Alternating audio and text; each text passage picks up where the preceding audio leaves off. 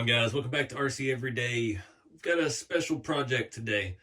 You know what time it is, obviously. It's Tamiya time. So, I've got all the FF01 chassis that I have out, mostly. And got a new one here, just picked up on eBay. Got a pretty good deal on it. It's obviously in heat, apparently. Back end's up so high. Now, somebody set this up for rally mode, but I just bought it as a parts car because you notice a theme, half of my FF01s are just rear ends. These front gearboxes are impossible to find parts for. A lot of them are broken. These front shock towers crack, break. There's not another part, another kit that Tamiya has built where you can source any of this stuff from, and they have never re-released this FF01 chassis. So you can see I've got some real nice, that looks like brand new rear piece. That one looks pretty new. This one's a little used. This is very used. All three of these are my good FF01 cars. This one's actually really beautiful. There's a whole video on that. Full FRP chassis. It's got lots of nice things. Tamiya shocks. Yeah, that one's pretty. But we're here to talk about my friend Ampro Engineering. When I did the last FF01 video, I can't remember which one it was. Maybe in that one. Had a lot of y'all talking about that because we were talking about the rarity of these front parts. Y'all were commenting that Ampro Engineering is working on a new gearbox, a replacement set for this. And I've been following him for years. I've been waiting. And yeah, he hit me up the other day. He had a prototype. He wants somebody else to look at it and test it and beat on it and actually drive it. And, you know, I can't drive any of these beautiful cars. So I'm always searching for FF01 parts. I was like, well, I've got a bunch of rear ends. And then I got to thinking, I was like, I don't have a whole lot of gears. So I bought some gears, and I was like, well, I don't have the shafts and all the stuff I need, so I was like, I'll just buy another one. That's how this works, right? So we're going to drive this beater. Obviously, we're going to lower it just a little bit, get the suspension fixed, but what we're going to do is basically, he wants me just to bash it. He wants me to drive it. He wants to see if there's anything he's missed on this that, a weak point, I guess we're looking for. So first of all, this is a full replacement front end. Parts are not interchangeable. You can't just buy the shock tower and plop it on here. It mounts different. It's got reinforcements. This actually has 4 screws to mount it. This only has 2. The front cover, the holes are a different orientation to add strength in other places that the factory one did not. I know he's got a couple different versions, and I know he said on Instagram, because I have been following this progress of this for a long time, that he is going to have a bolt-on replacement for this upper shock tower for those of you who have a car with broken shock post, I guess we'll call it. And this is not that part for you. This is going to be a complete kit. I know he's going to have it on Shapeways, so you can get it SLS or whatever you want to spend. It's going to be pretty pricey through that because there's a lot of components. It's a very intricate piece. I think he said it was around 175 bucks through there. And also he's going to be offering the file. I'm not sure where at. This is printed in, he said, carbon PLA. It's got carbon fiber PLA. That's what it was. And he said this is about the best quality print you can get PLA. And it's actually fairly smooth. This is straight off the printer. He did no prep work to it whatsoever. So we've got a few little things to tweak and look for when you get one and put it in. I know this is a very niche thing. There's not a whole lot of people out there, I would probably say in the world, less than 100 that are really interested in this platform, and but maybe we'll get more of them into it when we have some replacement parts. So he does have another version of this I've seen as well that has a fan mount here instead of his logo. Obviously your motor is going to go there in the front. I think this is going to be fairly straightforward. I'm basically going to strip this part off the car and move everything over. We'll check everything and lubricate and do things as needed with that. But we're not going to paint it. We're not going to do anything special. The only hang up I have is I don't know what pinion gear I need for this. So I may have to do some research on that. But this is going to be awesome because, like I said, I love this platform, and these are just, it's impossible to find front end parts. These bumpers are always broken and cracked. I think one of these is actually broken. Yeah, so having an optional replacement, I know for like some of my nicer builds, I'm going to go spend the money on Shapeways print. I'm not a fan of PLA. That's just my personal thing. All of my kits that I sell are SLS or MJF. So it's the smoother, better looking print. But as far as functionality goes, this is going to do the job well. So let's take a closer look at his kit here before we start tearing this car apart.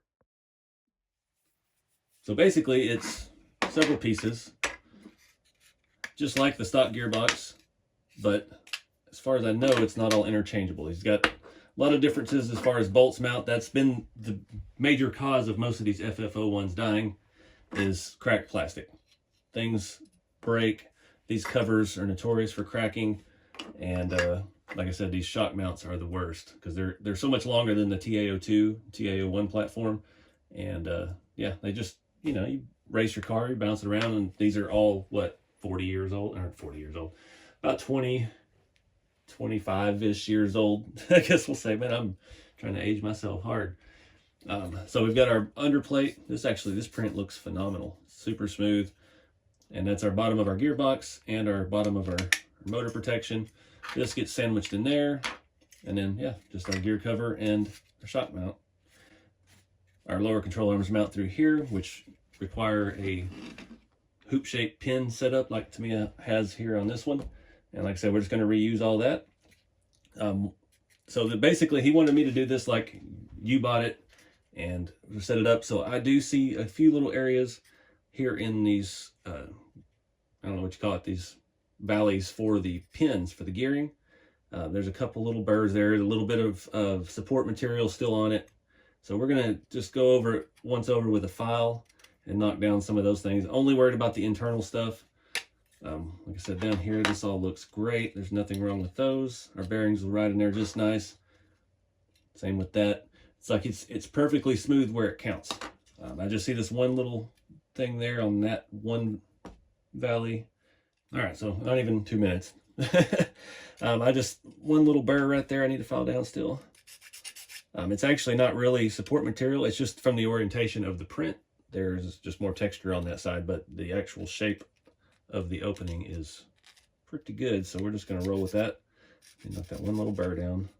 Make sure we don't have anything inhibiting it sealing the front gearbox. There we go. That was support material sticking up. All right, so I'm gonna move this stuff to the side. I'm gonna put my beautiful collector cars back in their storage, and we're gonna tear this dirty thing apart.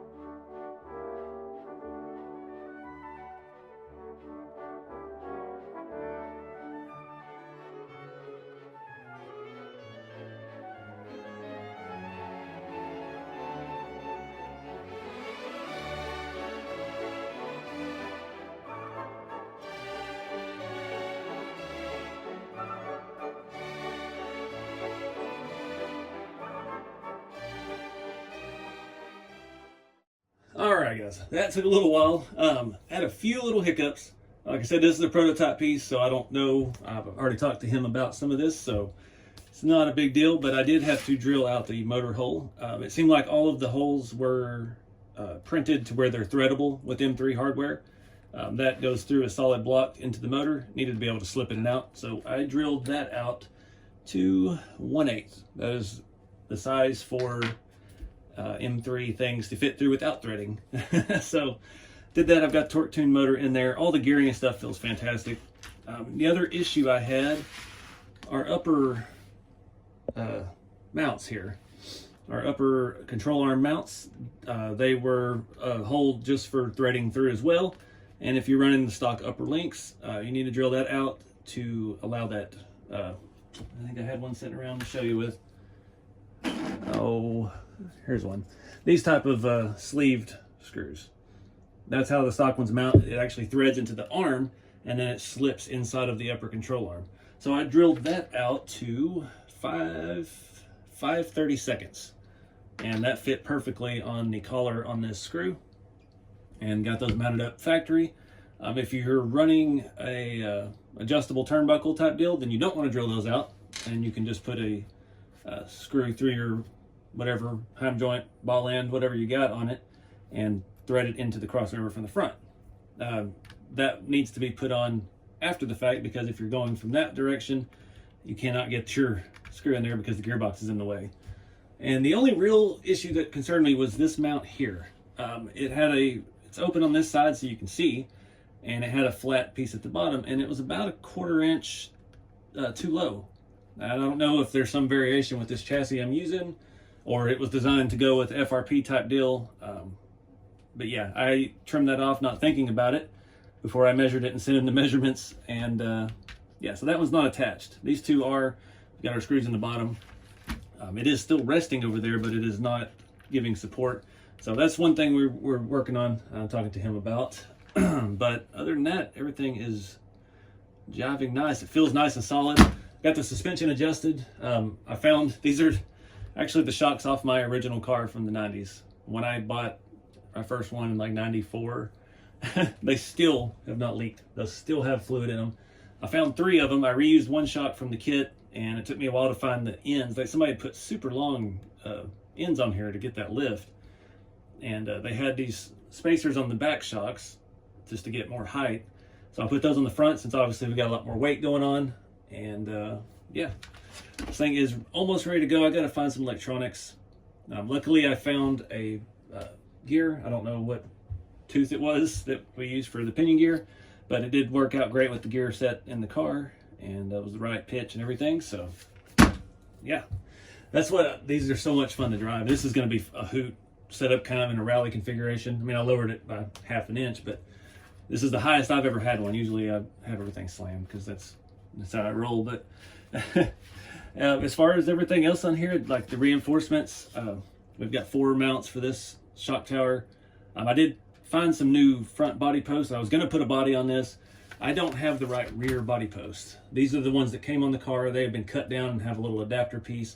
All the other ones I have are for a TAO2, and they don't step back quite as far as the FF01 or vice versa. I can't remember which way it is.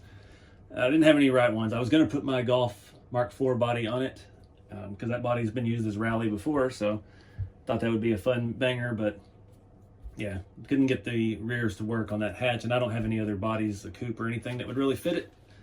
So we're just going to run bodyless for now. One thing I really do like, it was always an issue on these, the wire routing. And he's got these spaces in here in the structure for the shock tower that you can actually get your motor wires through right at the connector. That's a stock Tamiya torque tune motor. Those are the wires that come on it. It's a perfect length, and it keeps it out from under your body and off of your suspension, off of everything. So that was a really good design plan there. So all that being said, I dig it. I'm ready to, I reused all the old hardware too, except for a couple that were stripped out.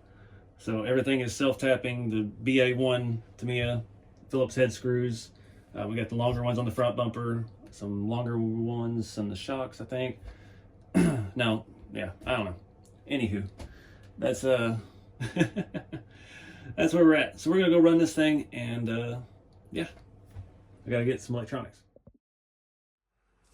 Alright guys, back again on the FF01. I'm guessing this is still the same video, but so I got with him about the revisions and the things, and we actually discovered something. We had that issue with this side of the mount. His chassis was actually broken. So he made his longer to reach the stud that was there, and I checked all of my TAO2 tubs, and that little post right there is taller than his was. So we got that worked out. I'm going to swap all this stuff back on. He printed the shock mounts oriented so they look pretty, and that's why they cracked here, because the grain of the print. So he printed them in the ugly method, so it's, you know, it's a filament print, but we've got the strength where we need it now. There's not any grain running out on these shock shafts. He's been really good dude to work with. I was kind of worried. I had so many little things, and I was like, he's going to hate me. He's never going to work with me again. But no, he's a good dude. So we're making this better, and I'm going to swap all this stuff out. I'm not going to show you all the process again because we've already done it once. And yeah, we'll get that third mount attached. We'll get these new shock brace in, and we've got to get this thing out for some testing. So he's already driven his, and needs me to verify some issues or not having issues, see if it's just a print issue and things like that. So yeah, I've got to get some lap times on this thing. So I'm going to swap all this out, and we'll pick back up. All right, got it all back together. Luckily I'm familiar with these after we just did one the other day, this one. There were some other changes he made as well, like our front shock tires. Earlier in the video I drilled out these to run the standard kit hardware. The new prints have that already that size. He meant to tell me about that. I guess he's got two different versions, one for like aftermarket arms and things like that, and one for the factory stuff. So we talked about that a little bit. Figure most people buying these are just going to reuse the factory hardware unless they're doing some fancy restoration project. So makes sense to have both available. I didn't put the fancy bumper on yet. This is pretty cool. It actually slides over the little bumper mount. And don't know. He wants me to beat this thing up and make sure we don't have any drivetrain issues, any gear issues. So I'm going to leave that off because I would like to use that on one of my nicer cars. This one, yeah, car's just box stock. All right, so I scrounged up some electronics. We're kicking it old school with, my opinion, the best radio Spectrum ever made, because nothing has changed since I got this used 10 years ago.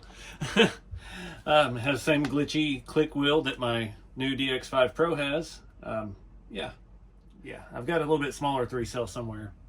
This is my crawler packs. These 3000s fit perfect on like my TF2s and stuff, so kind of works right there until we roll it.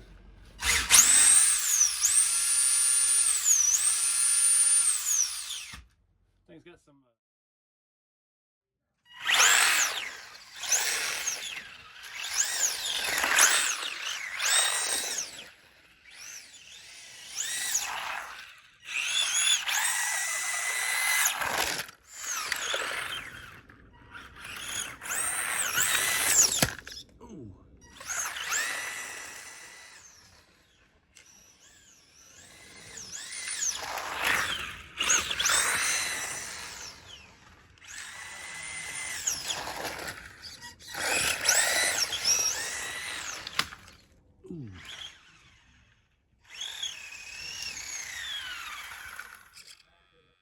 All right, guys. So this video has been going on for a couple of months now, and I think we're about done. It was really good working with Ampro engineering, get these FF01s back on the road. I went a little hard on the testing, as you saw. Ventilated the front gearbox, but it still runs and drives.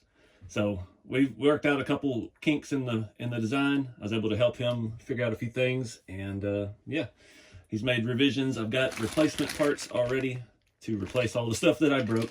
I hit that thing like 3 times, and the third time I was wide open. Rally tires, open diff, front wheel drive.